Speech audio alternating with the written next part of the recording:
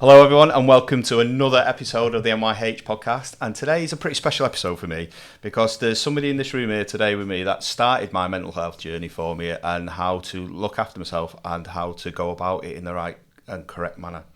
So here today with Ian and Matt / George, which we'll talk about later on, but guys, how are we?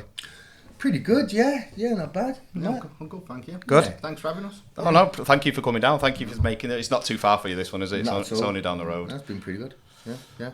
But obviously, I met George, Matt. I'm going to be tripping over that all the time. Yeah. But I met Matt. I was talking about this before. It must be over 3 years ago because it was before COVID, wasn't it? Yeah. And you were on Manchester Town Hall and you delivered a mental health first aid course, and that was pretty much the spark for me to I want to do a bit more on this. And take it a bit further, and here we are a few years later now. And well, I remember you sending me a message, and I loved the message telling me about the new path that you went on. Yeah. So I showed it you straight away, didn't I? I was like, oh, this is amazing. This is what it's all about. Yeah. Changing, getting the word out there, and that's what we're doing. So, yeah, exactly that. Hit me in the feels, if I'm honest, mate. Yeah, good. I'm glad. It's just goes to show that the work that you do is working. Yeah. It is. I'm just one of many people that you've taught over the years that you've been doing it. And it's having a massive impact on people's lives, and it's phenomenal to see. Yeah. It really is. I think the beauty of it, Rob, was that we're just a couple of scaffs. Yeah. You know, and we work together. I've been in the scaffolding game for 20 years, Matt longer than that, I think. But at this company that I'm at now, Lyndon SGB, I've been here 20 years. So we've known each other a long time, haven't we? Yeah, we have. And you sort of notice stuff, don't you, as you're going along. But what actually happened with me, what was sort of strange with me was, I was also training, as I was trying to be a scaffolder, I was trying to be a counsellor as well. Oh, really? Because I had my own issues years ago with substance abuse, and I'd been to rehab, and I sort of saw the magic of therapy, of talking therapy. And as a man's man, you know, I thought, you don't talk about stuff, you know. How's that going to help? You know, you don't talk out of school, firstly, you know, loose lips, shooting ships, you know. That's what I was always taught. But I'd done a bit of rehab, and I'd done some talking therapy, and it really helped.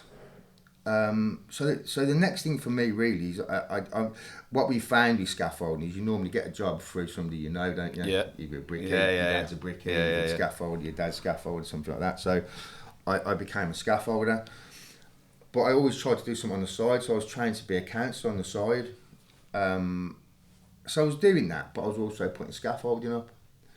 And what I noticed was that blokes who was on site found out I was doing counselling, and believe me, I was one of the worst pee takers out there.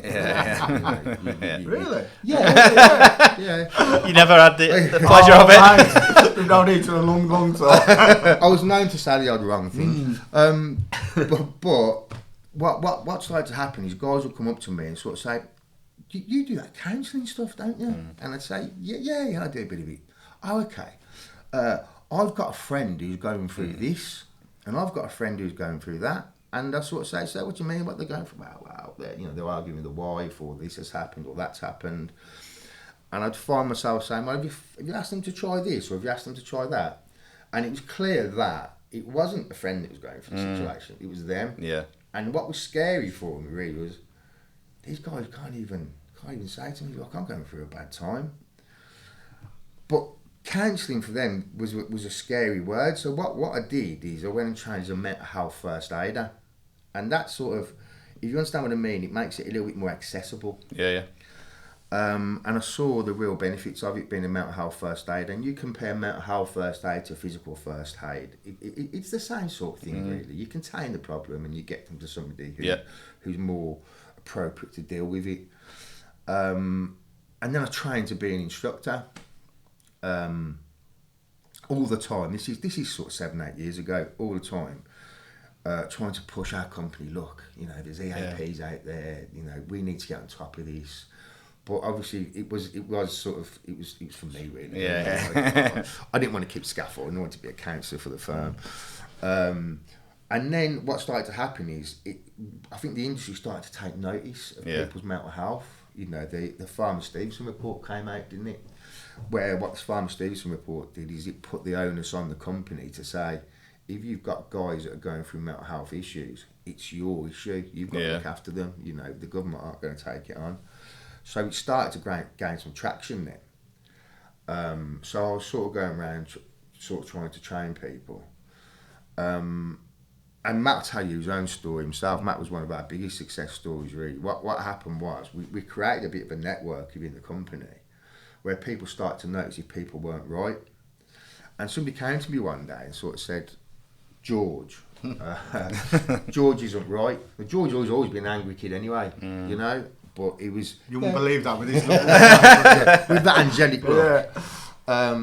Something's not right. And what that enabled me to do was sort of approach him and talk to him. And I think for the courses that we teach, the mental health first aid courses, the reason why they go down so well is because it's a couple of guys who've lived it, and then you've got a guy who's going to take his own life, and you're able to ask him the question, what about this? What about that? And let's have it straight. A lot of people think that suicide's selfish, and to a certain degree it is. Yeah. You know, that's the truth. So I'd like to pass on to Matt for this bit of it, because what happened was I phoned Matt and just said, look, do me a favour, meet me. So I'll talk about myself a little bit. You know, I'm a black country lad, that's why I speak proper. Yeah. What? Exactly. However, that's what, you know, like Ian was saying, salt of the earth kind of guys. I was in the army, I was in the infantry, Staffordshire Regiment. I was 6.5 years. Great regiment, by the way, guys, that is. Local regiment. And I come out of that, become a scaffolder. Fell into it really because there was a number of reasons. You wanted a bit of money, but it was the same kind of... camaraderie. Yeah, it's the same kind of people you get around each other. And back when I first started, everyone had a drink all the time, and it was exactly the same. You worked hard, you played harder. Yeah. So I've been a scaffolder 18 years, martial arts, you know, fought in cages, doing Muay Thai and K1, silliness stuff really. Budgie cages. Yeah, I wish. I wish. And then, you know, so I'm trying to get over this typical man's man kind of thing. And I would say, well, I don't think I was a bad guy, you know. Yeah. You know, but I didn't know how to express being a man, how to who you are. So what happened once was, well, not once, it was in a short period of time. So I was doing okay, everything was great. I've always had dips, and now I've always had depression. I don't walk around underneath a cloud. I just know that it comes down again. And I used to deal with it whatever way it was. But so everything was going great. My life, married, kids, everything was good. You know, everything was good. And then so Chris, who was the father-in-law, he was going through his own issue, his own cancer. Everything was going well. He had like chemo. Everything was going really well. He went in for an operation. The day before the operation, I remember having a chat with him on the phone. We was talking about something else. Somebody had upset my baby, my daughter, right? And you know, nobody upsets you. You know, anyway, and but he was always a mediator. He always be able to sort out, you know, any arguments and that. And I remember him saying to me, "You've got to be happy." Yeah. And I went, "Yeah, actually, you're right." So he went in for the operation. The operation was a success, but unfortunately, his body just kept shutting down. And so I remember going to the hospital with the wife, saying our goodbyes, and that was that. So me being a man, who did I talk to, guys? Who did I talk to? And nobody. No one, no. So, because I'm a man, so I had to be strong for the wife. I had to be strong from the kids. I've just lost the gramps. Chris was the dad I've always wanted. He was amazing. Yeah, he was. He didn't make anything, do anything. He was just amazing. So that happened. Didn't talk about it because I'm a man. I dealt with him my way. Then a few months after that, I was fighting in a budgie cage, but that was not tough budgie. Well, I come out and I think I won this one, but I still look like John Merrick, the Elephant Man. You know what I mean? Muay Thai, you know, you just get kicked in the leg. My face was worse than this. And I remember having a phone call saying, "Oh, Mum's in hospital, you've got to get back to her." So I remember rushing back to see my mum. I remember going into A&E, and the doctors and nurses were coming to treat me. They thought I'd been in a fight outside. now to see me old girl. Went in to see my mum, and she was in better shape than me. I was like, oh, what's going on? And she goes, oh, I'm all right. She said something lovable like, what you doing here, you little person. Right? So everything looked great. So we went home, went to go and pick her up a couple of days later, and then they told her she was riddled with cancer, and she was never going to come out. So they gave her 3 days to live. Goodness me. Tough old burn, my mum. She lasted 18 days. Right. Yeah. So me and the family stayed within them 18 days, every day in the hospice. All of us would just stay there. Brought all the family back together, if I'm honest. Brothers, you know. So she passed away. Who did I speak to about her? Nobody. No one, because I'm a man. And then I'm thinking I've got to be strong for the wife. Remember, like me and the wife, we're separated now. We get on, by the way. Better than what we did before, if I'm honest. But, you know, I've known her since I was about 6.5 years old. So our families have always been together, been around. But I didn't talk about it because I've got to be strong for the wife. Lost Chris, we've lost, you know, my mum now. The kids have lost a nan, they've lost Gramps, and I just think, wow, that's going on. So then that happened. I didn't talk about it. Then I lost a couple of friends along the way. I didn't talk about her. And then 9 months. This was all in a 9 month period. We lost Nan, which was Claire's Nan, the wife's Nan. Just old age. You know? Yeah. But Nan was. We'd be going round there, like what I mean, nearly every other Saturday to have a fry where all the family goes round, and she's making the fry up, and it's got the fat that's in the frying pan for the past 20 years. Tastes is great, but you just don't want to see this. I was here. Yeah, I've got a story about that, I'll tell you after. Yeah, but it's beautiful, you know, but you know, it was just nice. Just, that's what we did. So she passed. Who did I talk about her? No one. So that happened, and then I just went, spiral down. And how I was dealing with it, because I didn't talk about it, I used to deal with it the way I used to deal with it 10, 20 years ago when I used to dip, just start drinking, you know, and then I'd have a couple of beers. It started off as, after training, I'd get a 6-pack of Ophouse 13, take it home, and that's how it went. And I went, oh, I'll get 2 packs. Yeah. And then I was meant to be teaching, I would just be teaching, I wouldn't train or teach, and I'd go to the pub. Yeah. And then it was all, I was going, all that excuse, I wasn't going there, and then all of a sudden I was just in the pub. And I was buying bottles of vodka on the way home, but nobody, with anything that we go through, any mental health, you wear a good mask. You hide everything. Yeah. You don't want anybody to know, especially because you're a man. Yeah. You know, the whole way of thinking. I'm glad I've changed, but you know, but inside, because that's what I thought. You don't talk about it. So I didn't know who to talk to, how to express my emotion. I didn't know how to. So that's what I started doing, but nobody really knew, and it just went on a massive spiral down. Massively, and everything seemed to be a bit okay, but I just kept dipping. I wouldn't talk about stuff. It was just getting worse. And then I remember working on some place, and I was doing an access tower. I was stripping it. It was on a hangar on one of the some military base, and first time. So I've had all these sorts of selfish missions. That was in my head anyway. All of it was, I ain't a good dad. I'm not a good husband. I'm not this. Why are you feeling this? What are you? You know, everything every day. Just my own voice. I wasn't, you know, my every day. And then I was doing this, and then all of a sudden I had this one thought. It was like there was a platform edge. It was about 60 foot up, and I just thought, why do you just jump? And I remember I was at the edge, and nobody knew. Mm-hmm. And I remember it seemed as though I was there for a long time. I wasn't. Must have been a millisecond, you know. And I stepped back, and I thought, oh, I might have thought that before. So I went down the stairs. What do you think I did? Nothing. Well, what I did, I caused an argument, went home. Oh, really? Yeah, blamed other people. Yeah. I was I had enough, and I went home. And I was like, I've got to have a few days off. Yeah. Because it wasn't even, I started having thoughts of suicide and actually planning it. It wasn't every day I was thinking I'm going to do it. Some days I just felt I'm all right. Yeah. I'll get through today. But other days I'd wake up and I'd be, yeah, it's happening. Mm. You know, and I was just, I could have took my life anyway.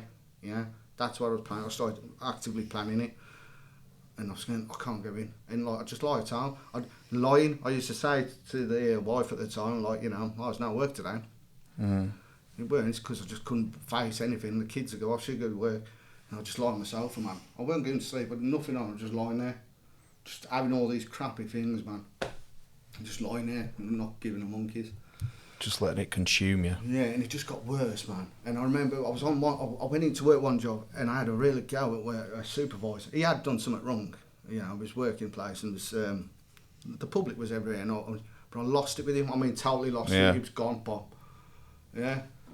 And I went, I've got to go home.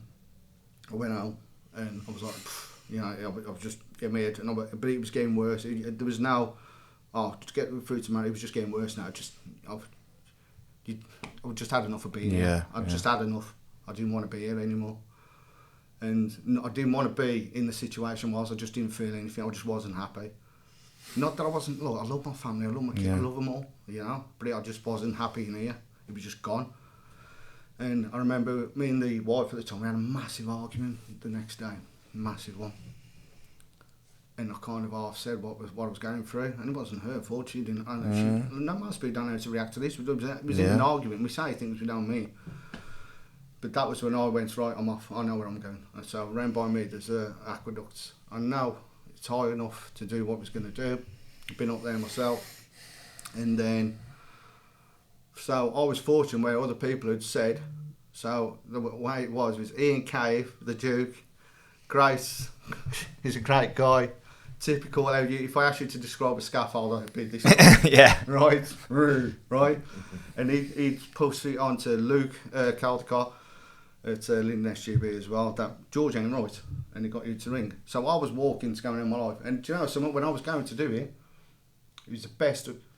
It wasn't like I was all happy. I was felt relieved. Yeah, I was like, I'm all right. And I was going there, and I had my friend ring me up, and he went, George, can you come meet me for a coffee? And I went, nah. And then he said, people have noticed something ain't right, man. He goes, come and meet me, please. And I went, all right then, okay. So, met him for a coffee. I thought I'd just end my life any time. It's not going to be a time, has it? So, met him for a coffee. We was at Nero's, and maybe I shouldn't do that, but he got me a Other coffee shops over But so he got me a croissant. Do you know how many scaffolders eat croissants? Can you hear it coming out my mouth saying the word croissant? I don't know why, because they're beautiful, ain't they? Got me a bit of jam. Honestly, I was like, that's all right, Harris. Anyway, so we've done that, and he just went, so, what's going on? You know, just in the night, not in the nasty, just went, what's going on, mate? Yeah. Remember, we've known each other a long time, we're about 15 years, ain't it? So, and I just told him, I was at the end, man, I was done. Laid it out. Yeah, and he went, phew, the first time I've ever had anybody, when I was going through it, because I had tried to talk to the odd person, but people don't know how to react. That's a big thing as well. That's why the MHFA England courses are good, is trying to learn that, because we've all got know how to talk to people, we just think, we don't think we should talk this way. But it was the first time he went, oh, that sounds hard. I went, yeah, it is. And then he went, you think you're taking your life? And I went, yeah. And I started crying.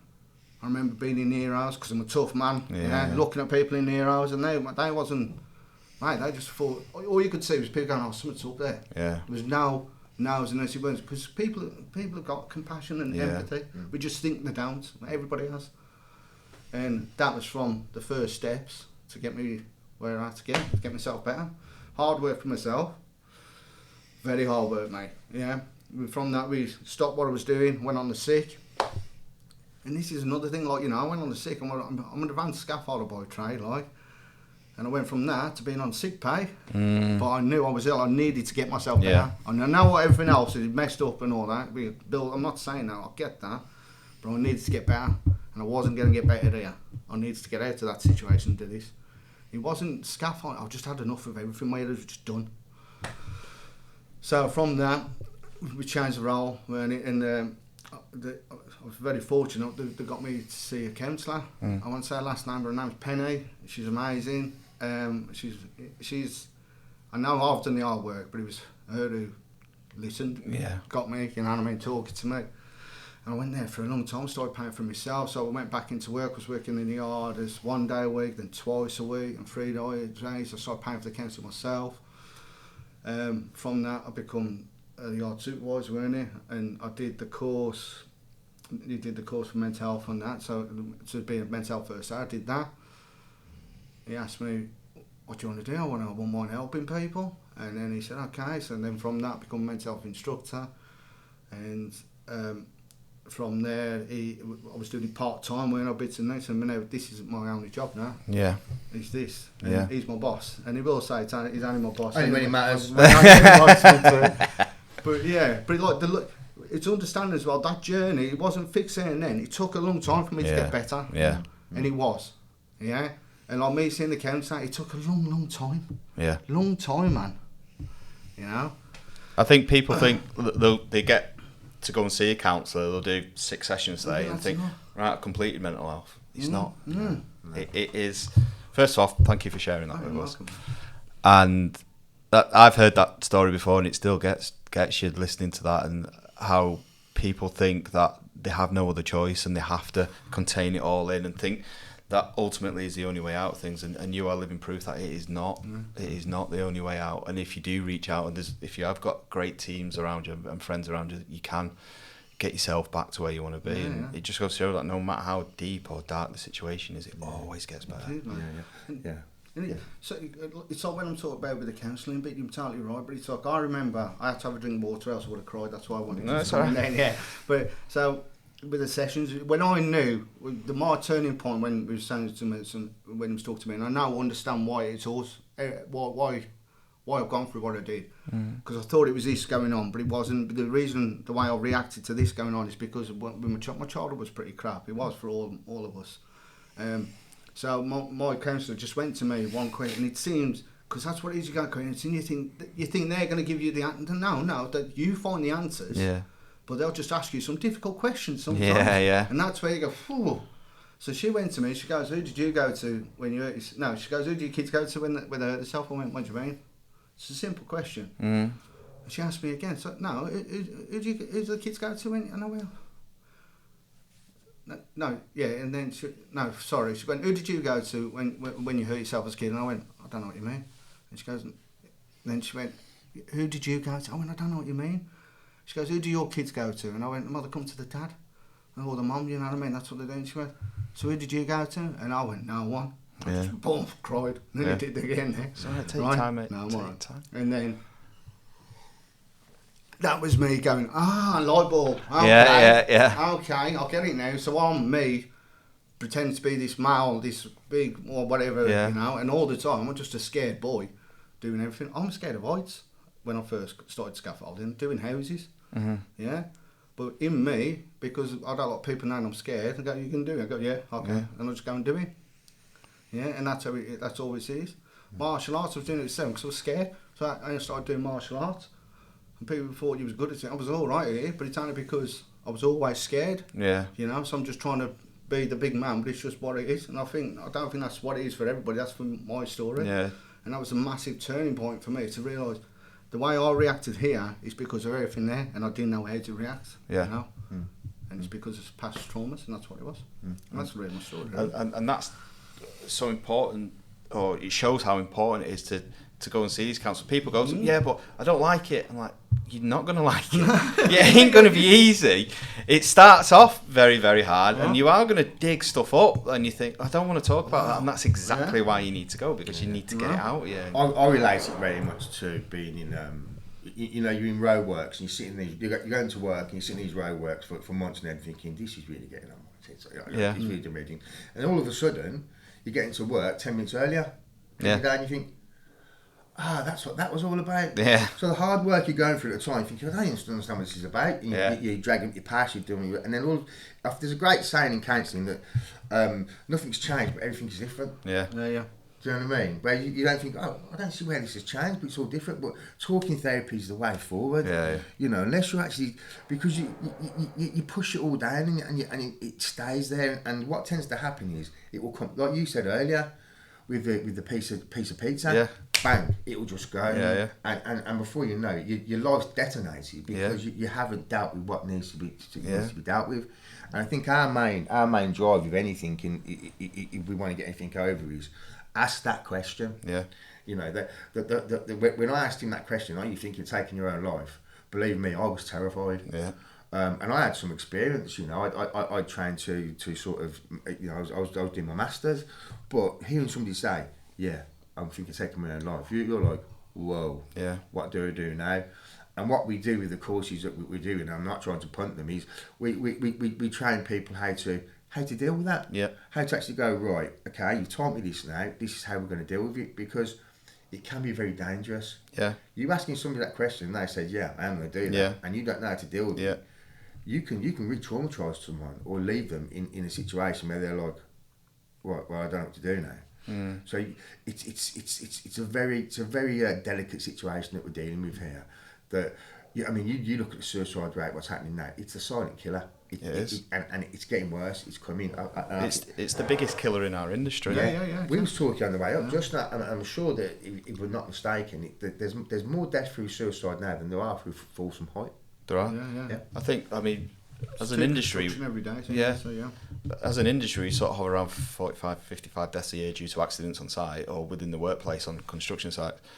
And us three all know it's more than 3 times that. Oh, yeah. It's 780 odd, so it's 2 a day. Yeah. And they're the ones they know about, and they're the ones that they can link back to construction. So there's probably well into the thousands of the people that they're not realising it's because of that. And because exactly what you were talking about before, George, that we're all men and we can't talk about it. And it's not mental ill health that is killing people, it's the stigma. It's the stigma, yeah. It's the stigma that is killing people within our industry. It is changing. Massively. We've still got years to go, you know what I mean, to get it put. But it is changing, because you do see now, like, we're here talking about this now, which is amazing, isn't it? But it's like when we talk, like, I was very fortunate. It was near the end, I was going, and that's what was going, and I was very fortunate. But imagine if the phone call had come earlier, maybe I could have talked to them. I don't know, but you know what I mean. But I'm not, because that's how it is. But it's getting better now, because people start going, imagine if somebody gets them there. And that's why it's so important doing these mental health courses and the suicide first aid, and it's all we do the youth. And we're not punting it here, but if you can see it in the children, imagine if somebody come to me when I was 6 or 8 going, that ain't right, man. Yeah. You know, and I'm not blaming anybody, because we all had to deal with what we had to. My old man wasn't really the best role model. He was a good mate, though. He was a good mate. Yeah, he was. Good worker as well. But all my siblings and my mum, we all had to just deal with what we had to deal with. We dealt with.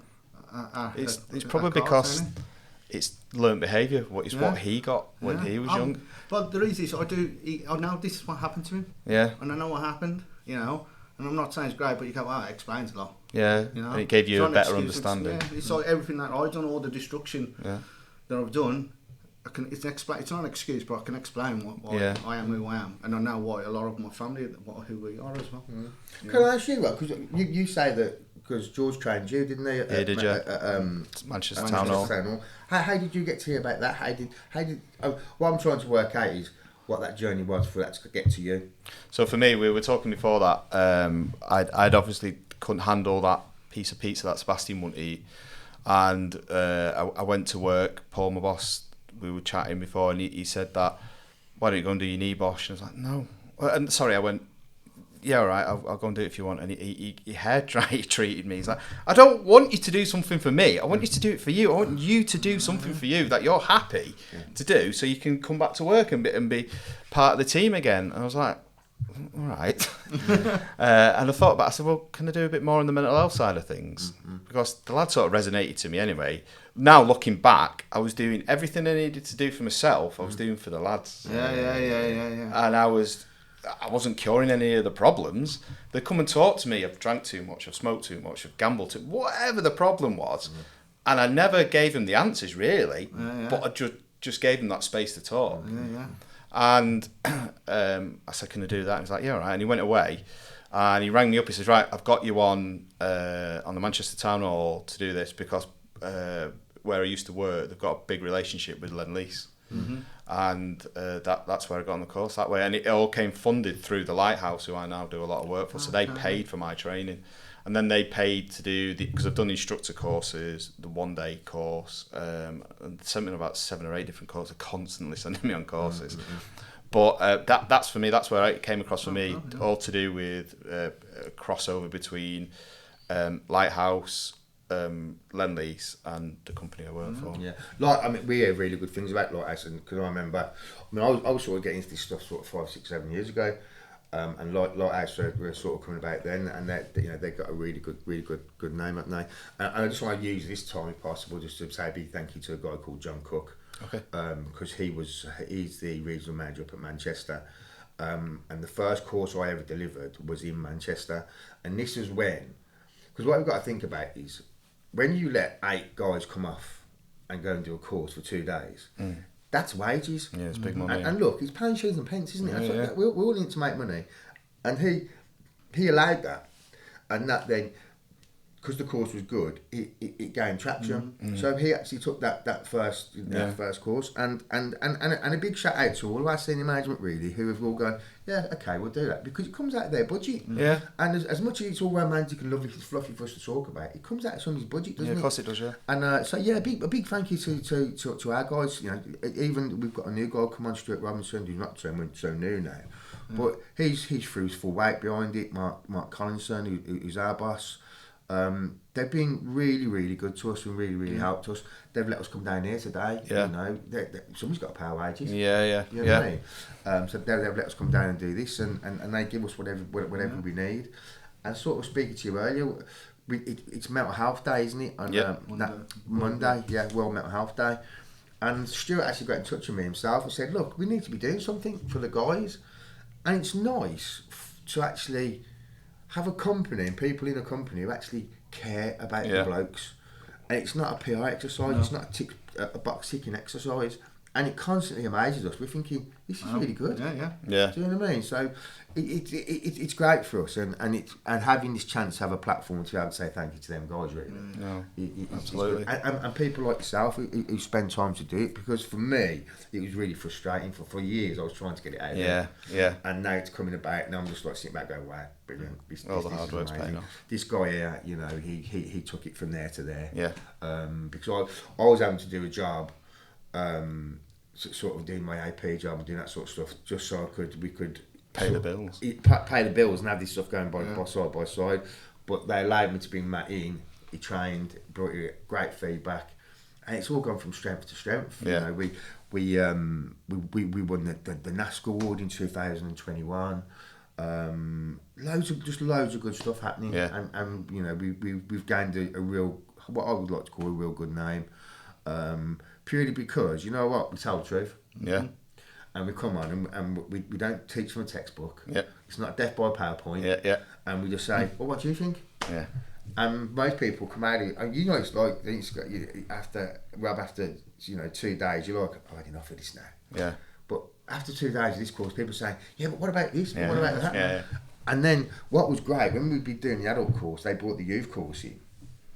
And that for us was more about prevention's better than cure. Yeah, definitely, yeah. Do you know what I mean? Yeah. And we were able to catch the kids then, and what they're going through. And this is the truth for me was, I went and done my physical first aid at work, because one of my friends' child had a problem on holiday, and he was helped to save their life because he had physical first aid training. Yeah. So the truth of the matter is, a lot of us come and do these courses not just for work, for people at home. Do you know what I mean? And that's cool. That's good. But I mean, for us, we're just like, this is great. Yeah. Everything's going the right way for us. You know, we're getting the right backing. Everything's going really, really well. And even down to today, sitting with someone like yourself, you know what I mean? It's a real honour for us. No, it's an honour to have you back, and it's great to see you again more than anything. But it just goes to show that person, John Cook, took. Because let's be honest, he put his neck on the line for it, didn't he? Yeah. Big time. Yeah. Because if it doesn't go on the prelims, or if it doesn't go on an Excel document, a lot of the time it gets forgotten about. Yeah. But has Lyndon's as a company noticed that they've retained staff and they get a better attitude off the workers within the business, because they know they're getting looked after more than just the money side of things? I would hope so. We went and done a presentation recently at the Construction News Awards for the award, and one of the things that was said to us was, well, how are you collecting your data? How do you know what you're doing is working? But how can you do that, Rob? How can we go, right, that quick chat I had with Matt earlier, that we was by the water cooler, and he mentioned something, and that I can't really mark that down as a mental health thing. So we're trying to look for ways where we can collect some data, not just to just say, oh, this is how good we are, because at some point we need to start showing that this has a value. in answer to your question, are we retaining staff? I would hope so. Yeah. I would hope so. But we've got no real data. Yeah. We've got no real data. It's hard to do that. It's something that where we are at the moment. We're trying to work out a way of doing that. So the cards, when we put them out, we'll send 1,000 of those out on Monday, and we will then look at the data on the back of it, and that'll give us an idea where we're at. And what we've got at the moment, we've got a network at work which is 150 strong. Okay. So we've got, say, I don't know, 9 branches, and there'll be so many people trained at each branch. What we're doing now is having an ambassador from each branch, which will attend a fortnightly meeting, and they're going to start collecting data as they go along. It's just something we're trying. Yeah. Just so we can, if nothing else, so we can say to our bosses, look, that's what it's showing, you know. And what is good is some of the scaffs out there are actually starting to see this, because us scaffs, we're naturally suspicious. Different breed. Because you're always up to no good.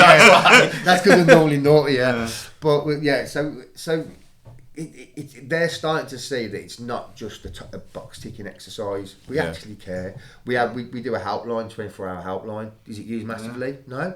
But the few calls that we have had, I wouldn't mention any names, but one call was saying to me, well, half an hour ago, I had a rope around my neck. So if this stopped now, Rob, if we stopped everything we're doing now, for him alone, it's been worth it. Yeah. For everybody else that we've helped along the way, it's been worth it. If it all stopped now, it's been worth it, and it's one of the proudest things I've ever done in my life. I can absolutely relate to that, because I say all the time that I can write a wicked CV for all the big projects I've been on and part of, the great teams and stuff like that, but nothing gives me job satisfaction like this. Yeah. Just knowing that you're making a positive impact on people's lives. Yeah. And it's saving lives. It's helping people not only in work but at home, in every element of their life. Yeah. And you can, even just the chats that you have with people, you can see them, because a lot of the time, I don't know about you, I notice that when I'm talking to people or somebody comes and have a chat, once they start saying it's coming out of the mouth, you can see the cogs coming together and like, oh shit, that's why it's like that. And something just comes together, and they go, so all I've got to really do is that, and you go, well, yeah, really. Yeah. And it's that art, isn't it? It's the same with counselling, isn't it? You don't tell them what they need to do; they already know. Yeah.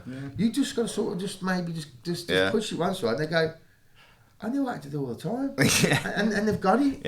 Everyone is an expert in their own in themselves, aren't they? And I think as well, just giving people that little bit of time to listen to them and giving them value. I mean, you actually go, are you all right? Yeah. No, are you actually all right? Yeah. The main thing we always do, meaning we ask twice, 3 times, are you all right? Yeah. Are you all right? Yeah. And you know what? On the second or third time, they'll go, well, and then you get it. Yeah. Or they might just go, leave me alone. But it's this thing about trusting your gut as well. You know what I mean? Because we've all got it, and when you're feeling it, when you're saying about talk to them, it's just sitting within the hole, and then look, we're finding the ladder out, but you don't tell them where the ladder is. You just get them to have a look over this side. They'll find the ladder themselves, but it's just sitting in the hole, not for you to fix. That's the biggest. It's not your job to fix. They've got to do it, and you're just sitting there and go, "Oh, that sounds crap. That is." And just acknowledging how it feels. Go, "What that is." And this is exactly all the stuff you teach on the course, because when I did that course for you a few years ago, you get sent on tons of stuff, don't you, all the time on site? Like, oh God, another one. But I wanted to do this course, and I was engaged with it. And the way that you came across and the way that you taught it, it was exactly like you weren't a teacher, you were a scaffolder. And you were talking the talk, and we could go and have the banter and whatever else, but then at the same time you're delivering that, and I took it all in. I've still got my notebook from that day. Don't stop. Oh wait, what's bad in there? First, right? Dick drawn on it. Can we track some of that? But it's for me, it just all started to click. I was like, I get this. I absolutely get it, and this is. Like, I still quote the things that you taught me, and you just quoted a minute ago, we're not there to fix people. Because people come up to me all the time and go, I've got a lad and he's coming and talking to me about this, and what do we do? I'm like, you don't do anything. You don't do anything. You just give him that space and let him know you're there. Or other people say to me all the time, like, I'm trying. I said, right, you're pushing them too hard. Stop. And it's like you said to me, somebody's only ever ready to get help when they're ready. Don't try and force it on them. And again, these are other things that I learned on that course from you. So you can be very proud of everything you've done. Thank you. No, it's been a very proud thing for me. He's been brilliant because I was very lucky because we knew each other. I remember him saying to me at the start, and he won't mind me saying this, obviously he was going through the training. He said, how should I do this, how should I do that? And I went, just be you. Just be you. Yeah. Don't try and be false in any way. The beauty that you've got is that you've got you. Yeah. And if you don't know an answer to a question, don't pretend that you do. Yeah. Say to him, we'll Google it. Yeah. Who knows? We'll have a look. Yeah. Because I ain't going to bullshit. So excuse my word. It's all right. I ain't going to lie, but we don't tell lies, Rob. Do you know what I mean? Yeah. And if we don't know something, we say we don't know. We'll find it out, don't we? And we'll learn together. Yeah. And there's not been one course we haven't come out of where we haven't gone, that was amazing. Love that. Yeah. We love that. And don't get me wrong, we started some courses where we thinking this is going to be hard work. Yeah. Because some people don't want to share, do they? Because of wherever they are. One of the best ones we had, because we do a lot of work for, so, we'll be doing a job for Balfour BT. Yeah. And, so we went and done this one job for Balfour BT, and they said to us, well, can you go and train? There's a community course down the road, and it's their social values. Yeah. So can you go down there and do some of this youth training? And it's just after COVID thing. So we're going down there, and we're all a bit prima donna, and we're the best training. and then we get there, and we go into the room, we go, well, we're not happy with this room. And then we're standing there, and we start delivering the course, there's water dripping on my head. And I'm laughing. I'm going, there's water dripping on my head. And what we was doing was training people from the community, from the East End. Yeah. And at the start of it, it was like, and at one point we thought, we have got an excuse to stop this course if we need to because of the space. And we worked it out, and you know what? Matt talks about the croissants. What they did? They bought us a croissant the next day. There you go. I got my croissant. And we're in tears, do you know what I mean? And at the end of it, we've done these 2 courses, and it was the best one we ever done. And we still have to cop our breath now because we weren't out there to earn any money or do anything else for it, but they just really appreciated it. And what they've done from that now, they've got their own drop-in clinic. They've got a helpline going on. They constantly contact us and let us know what's going on. It's just that guy Terry. He's got his own men's support group thing. Oh, amazing! It's great stuff.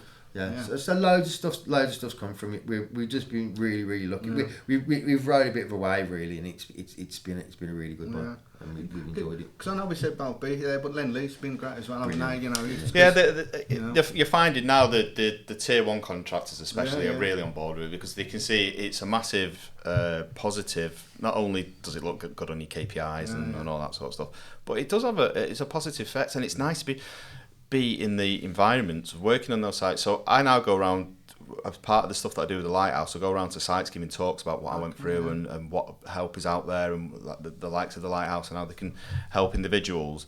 And we went to Leicester Prison, which is a Lend-Lease site. And the 2 guys that were with me, yes, that's that. And there was 2 lads that do it with me. Lee, who if he might be here at the same time when you guys are here later on today, he came with me. He's got a military background. He's got no construction background.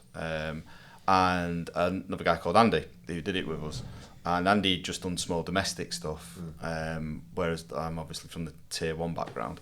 And so it was like a normal day in work for me, or like the older note. And these guys were like, whoa, look at this, look at all this you can get. Because the way Lend-Lease had the site set up, it was phenomenal. And they were like, it's such a good environment to work in this. Because people, the construction industry gets a bad rap all the time, that you're failing at school, go in the construction industry. Look at all them hanging off scaffolding and whistling and shouting, and all them days are gone now. They're gone. I've been in it 22 years now. 2000 I started, and you used to have page-free stuff on the walls, and you could smoke everywhere and do whatever you want. We do that now. That's why you're always suspicious. But those days are gone, and I think 5 years ago we wouldn't have been sat having these conversations now, and I think we're on the cusp of the industry changing and evolving again. It's building a new culture within the industry. Can I ask you? Yeah. Because it's something that we get asked as well, and it's human nature. because we deliver to a lot of HR people. Yeah. And look, let's have it straight. People are going to start abusing it, aren't they? Yeah, absolutely, yeah. Right. And it's a question where you get asked, what do you think about that? So when people ask me that question, I tend to find they'll say to me, we've got this one person who's screaming and shouting at the top of the voice. And I said, if I'm brutally honest with you, it's probably not him. Keep an eye on them. But it's the person that's quiet. What are you noticing changes in them? Are they not turning up to work? Or for me, I was overworking. I never left work. I had a security guard coming to work. I was doing a job in North Wales. He came in and went, look, kid, you can stay all night for me if you want, but I'm going. And if you want to get off site, you need to go now. Yeah. So because I didn't want to leave... I didn't want to leave work and then deal with everything else at home. So I was burying myself in work, and there was imposter syndrome and all that sort of stuff that I was struggling with, and I still struggle with that now. And I tend to say to them, just notice the little differences. Turning up to work scruffy, not looking after themselves, not eating properly, eating too much, coming in drinking, stinking of alcohol. I said, they'll be the person that'll never ever ask for help, and they'll probably be the ones that probably need the support the most. And the person that are leaning on it, it's very difficult. And the HR, the way they have to go around things, I'd say keep an eye on them. But it's a hard one, isn't it? It is, yeah. It's a real. I mean, it used to be that. Remember, we were speaking before. It used to be the old got the bad back syndrome. A good one is the shits. I've got the shits. Yeah. Because I remember having days off. You know what I mean? Shits, or I've hurt my back and that. You know what I mean? It's moving like a computer. But you used to do. But then when you look back, was it because I just needed a day off? You know what I mean? And when we talk there, it's about getting to know your people, isn't it? Getting, and I'm not saying long walks in the park, but you got to get to know who you're working with. You should know whether someone's going through stuff. You know, instead of just going, they're not just a number, are they? They don't just come in, do that and go back on. It's not what it's about. If you get to know people, you're going to notice all of this. And you're going to know if people are taking the mick a little bit more. Exactly. So, like we were talking about me, it's like, so I was a guy who used to come in 7 days a week, and I'm there and run jobs and do it. Then all of a sudden, I wasn't. So for 7 years, everything was great. And then all of a sudden, that started going a different way. So I was fortunate. Some people went, oh, no. But there's also some people going, oh, he's just taking the mick. But you just think, have a look, get to know your people. You know, if you get to know somebody, you should know. If you're in a gang or you're working with, or you've got 10 men on site, or 10 men or women, you should know your people there. You should get to know them. You'll know when they come in. You know, you should be able to say if you can tell if someone comes in whether they're too tired or they're not the set straight away. Even if you have a bit of banter, if somebody reacts back, you're going to know then. Just get to know your people. Just stop putting up with this shield, you know. Which I suppose it's easy enough. I mean, I ran a yard for a long time, and so I'd have, say, 40 blokes underneath me. And what I would do every morning is I'd sit and watch them come in and clock in. And I'd know what sort of day they had by just looking at them as they come in. But I suppose the bigger your workforce gets and the more pressure you get put on you, it's harder to do that, isn't it? I suppose where I'm coming from is, what worries me sometimes is that, because we've all done such a great job between us and it's all being genuine, and then you start, and we've come across it a few times, people start using it then as the buzzword and going, I've got anxiety, depression. And look, I'll be completely honest with you, the back end of last year, I burnt out and I started having anxiety attacks again. So the reason why a big reason why I got into it as well is I suffer very badly with anxiety. But what I do is I expose it. So I sit and I say, I've got anxiety at the minute. Whenever I start a course, I say, I've got anxiety, by the way, just letting you know. And it'll start to go then. But what people start to do then is they go, right, we'll learn about anxiety and depression, and we can use it as a bit of a buzzword. And then where managers are getting worried, and I understand it, and where HR are getting worried is sort of not having a way of sort of proving or disproving it, which used to be the bad back syndrome. And I remember I was talking to one woman before, and she used to say, sometimes I would actually have a bad back, but I wouldn't tell them I've got a bad back. I'd say I've got something else, because if I said I had a bad back, they think it was a mental health issue. Do you know what I mean? Definitely. And I know it's just, I'll be honest. I bring this stuff up because it's something I think we're going to have to look at. I think if we keep talking about it as well within the industry and everybody within the industry, I think it does start to worm out the people that are taking the piss, because people will genuinely say, look, I have got a bad back, it's not my mental health and things like that, and that's the stage I think we need to get to. I think when people do need a day, and I think people, like you said before, George, people do need a day to just life is hard. Yeah. No matter what you do, and I think people say to me all the time, like, it's all right for you. You got your shit in order. I haven't. I haven't. It just looks like way. Nobody's got the shit in order. Yeah, no. I was speaking to the guys here when I was setting everything up. I'm like, I've had a frantic week. So Lee, who plays a massive part in my life, he'll be here later on. He rang me up because he's coming over, and he went, "You all right?" I went, "No, I'm starting to burn out. I'm starting to burn out. I took the whole of August off. I took a month off."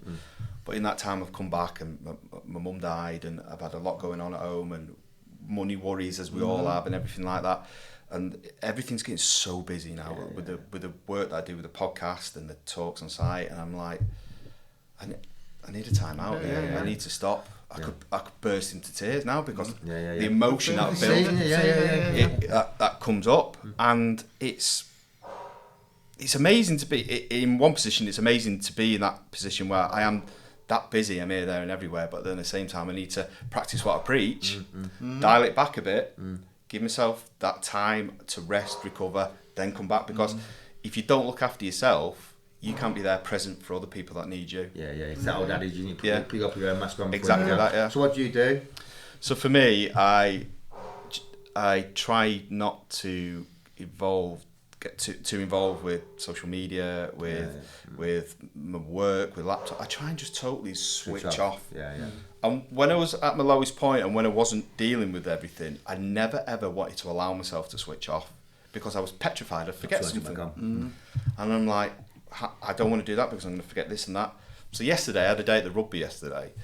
Steve at Construction Sport, I'll introduce you, he's a great guy, he is. And he invited me down to Stonex Stadium in Finchley, North London, home of the Samaritans. He did Construction Sport versus Essex Fire Brigade.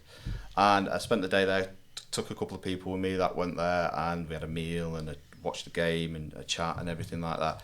And my phone was going wild, absolutely wild, just with notifications and phone calls. I ignored it. Not that I was ignoring that person and the notification. I needed time for me. And that going and spending that time with them lads that I did yesterday, it was for me. You valued yourself. Yeah, exactly. And as much as it was for them and I wanted them to enjoy the day, at the same time, selfishly, it was for me. And it's not selfish to be selfish. No. And the talks and the tours I do and the podcast work, I think is my therapy. Because I'm talking and getting shit off my chest, and I'm giving people. I see that it's helping other people, and that feeds back into all that. But then I have to realise that I need to stop and relax and do what I need to do because I've got a young family. I've got 3 young kids that just want to beat each other up constantly. and then, by the way, it doesn't change the elder.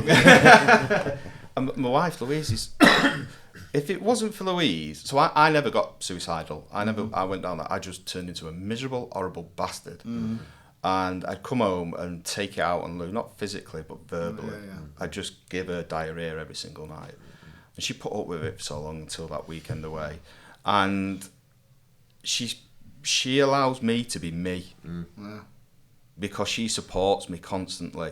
She's at home now. I went for a day at the rugby. She had to go home and look after 3 kids and all the stuff that goes on with that and run the household and everything like that. I'm forever thankful for her.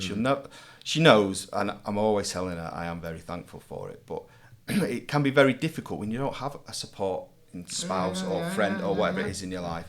And you're trying to juggle everything all at once. And it can get too much for you. It's like I'm single parent, like unfortunately it's only my 16-year-old with me now. But we've had these chats, because like sometimes me trying to juggle everything. Because even though they're older, they still need the dad. You know? And you think, I don't know, but you know, they're just like me. So my daughter's got her own place now. She moved out at Christmas time. Very proud. She's 25 next week. And then my son's Brandon. He's joined the army, and I had to go through all of that. Didn't know how I was feeling inside because I love my children. I'm not going to cry. But, you know, and you had to deal with that. And then it's just me and my 16-year-old now. And he's a bloody nightmare. He's a great kid, Alex. Little Lex, man, he's a great kid. But he's probably a bit too much like me at that age, if I'm honest, you know. So he doesn't know what he wants to do, which is cool. But, you know, he's just always stropping. He's a good kid, you know. But he needs time. Like, they need time, mate. It's like, you know, this weekend, this is why I'm saying this is when you were saying that. So my daughter's coming down and we're having a games night, like ball games night on the Saturday. And she's coming down for Sunday lunch. It's just because I just need time. You know, I forget sometimes they need time with me and I need time with them. You know, even though they're older, they still need us. But it is hard because you're trying to do everything, aren't we, all the time? But it's just going, I need to just do this. I took Seb to football training on Tuesday night and he was screaming at me off the pitch, get off your phone. Because I was busy replying back. I wasn't living in the present. And Ben, my middle child, in the present, mate. he is the best person for that. So Ben he'll be a bricklayer. I just know he'll be a bricklayer. He's got the mentality of being a bricklayer. But just in your wife. but he is 4 years old now, and you can be screaming and shouting at him, but please, if he is doing a task or whatever, he's totally zoned out and he's living in the present and he's doing what he needs to do for him. Like I've been trying to build my extension for 2 years now. Towards the way. And I was digging the footings, and it's solid bedrock near me. So I had the breaker going, I had the digger go, because I was doing it again all on my own, trying to do everything on my own. And I had a power barrow there, and all these three machines were going around. And I just looked over at Ben, who was sat with his air defenders on, just playing with a tractor. And I was like, just stop, slow down, take a minute. And it's little things like that. And because, especially on the sites that we worked on, or I used to work on, the pressure's massive, and it's go all the time, and you need to realise to stop, take that time. Management, shut your door, have your lunch break, take that time for you. I used to go off and sweep floors. I know it sounds daft, but you can get lost in it. Yeah, exactly that. I could do a task. So, say a scaffolding got struck, and bricklayers, we all know, are the tidiest trade in the world. For all your components, all the noils and all that. You built it like that. But I used to go and scrape the floor up, sweep it up, shovel it off. I could do something without thinking about it.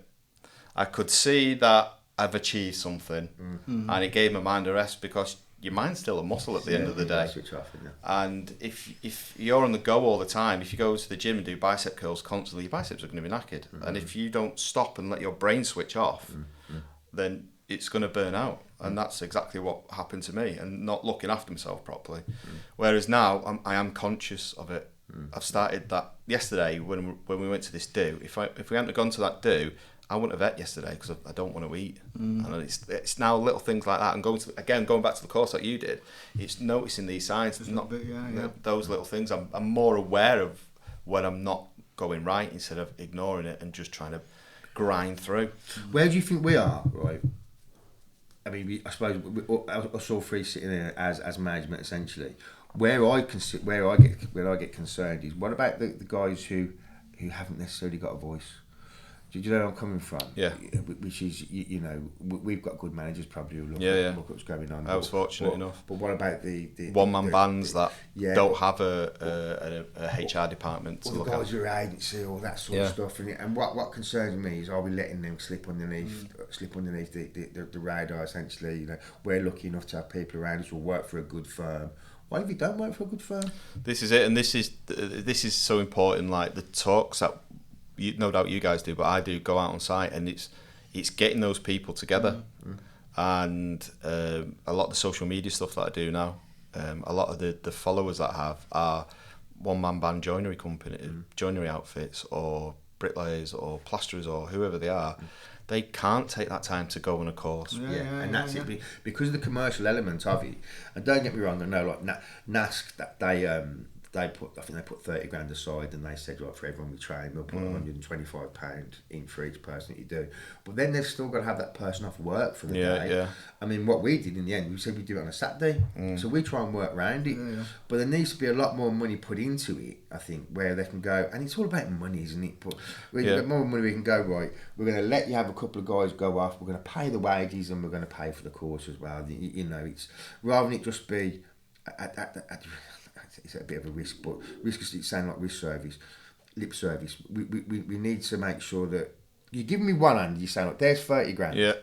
And firstly, that's amazing. But you give me 30 grand, but then the guy is going to go, right, okay, well, I've got 125 quid to train the person, but I've still got to pay his wages. Yeah. Do you know what I mean? I'm a one-man band, and I've got to make sure this. I think there's still work to do there, isn't there? Yeah, there definitely is, and I think trying to get you like big companies in the sense of like Travis Perkins could go to a branch and just do awareness stuff there for the day and try and get those guys. And I have done that a few times, and Travis Perkins has been bang on with me. They've allowed. I went up to Workington, which is Cumbria, and they had me there for the day, and fair dues to them, they emailed all the customers within that area and said, look, come down, come and have a chat. We got goodie bags and all that sort of stuff, gave them away. And people go, well, yeah, I'm not interested. They'll go into the branch and see all these people with goodie bags. They'll come out and go, what's it all about then? And they'll have that persona. And I just talk like you guys do and have the chat. Oh, right, I didn't realise that was out there. Oh, right, you can get that. Oh, right, so people can help you with that. I'm like, yeah. I think things have opened up a little bit better with Zoom and stuff as well, haven't they? Yes, definitely, yeah. You can do a bit there. I think like Zoom's very, very good, but I think everybody that works in the construction industry is face to face.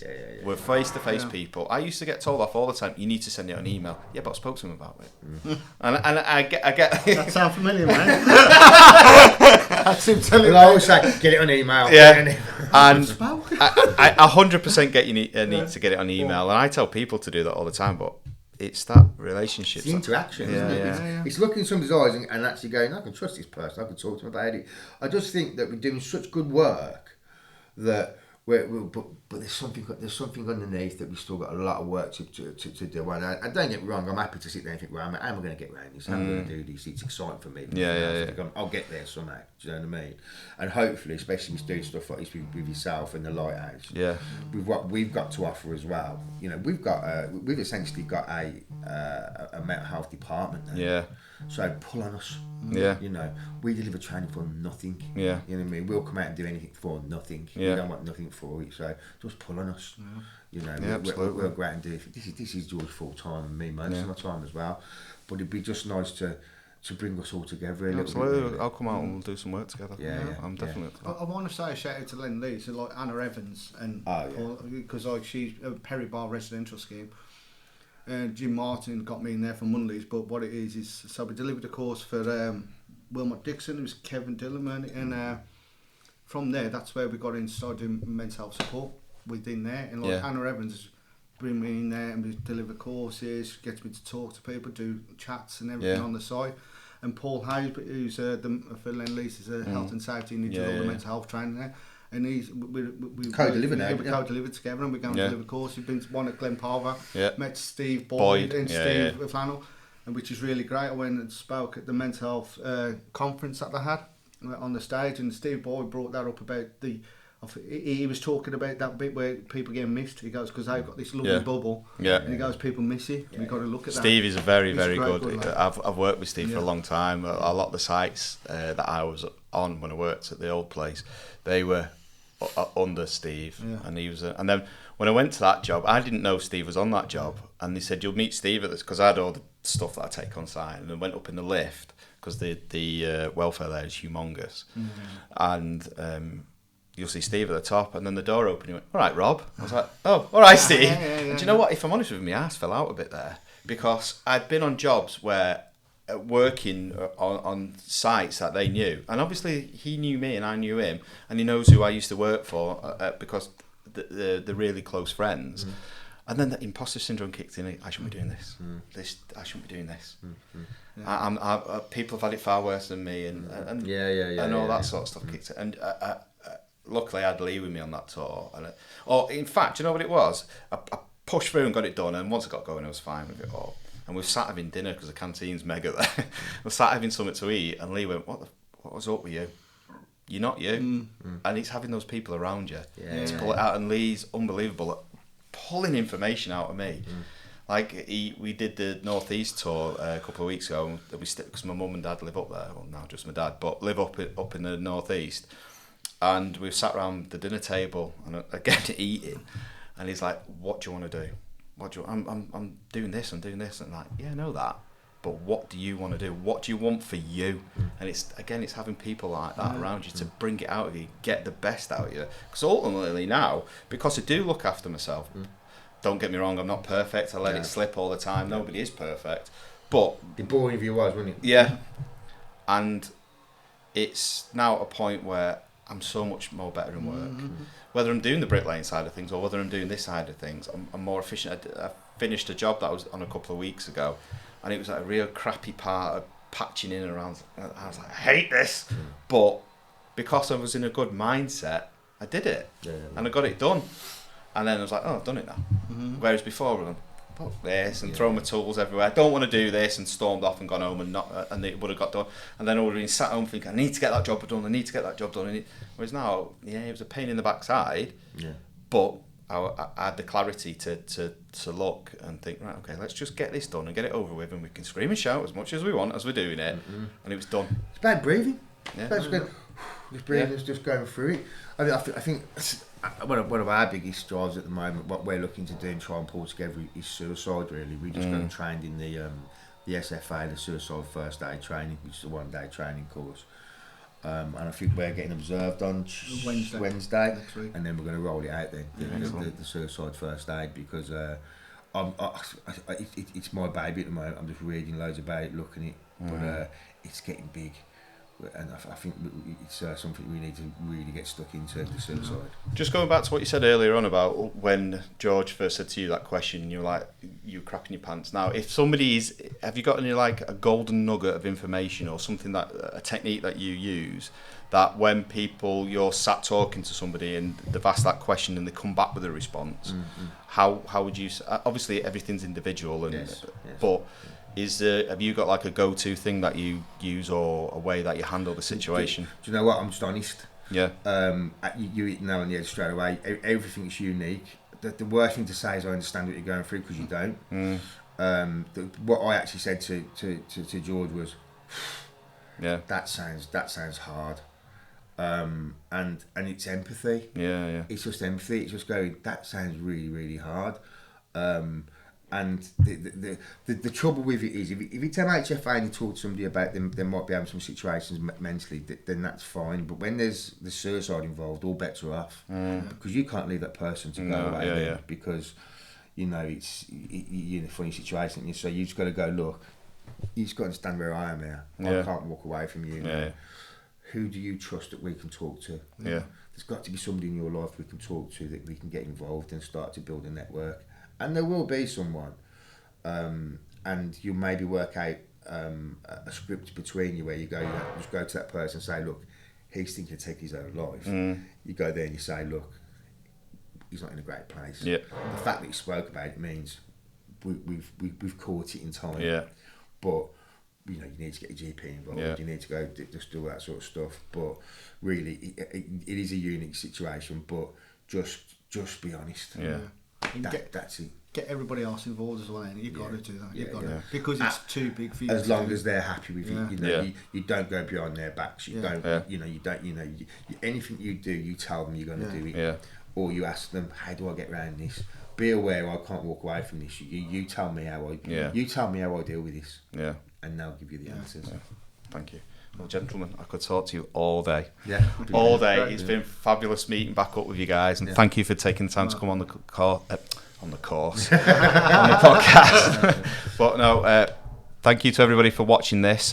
I'll put a link in the description below for all the courses that these guys run, and if you would like them to come down to your site or arrange to have a meeting with them, I'll put all the details in the description. But thank you very much for watching this episode, and if you do feel like you are struggling with anything we've spoke about in this episode, there will be contact details below for you to contact if you feel like you need a little bit of help and support with whatever you're going through, because please remember, it does always get better.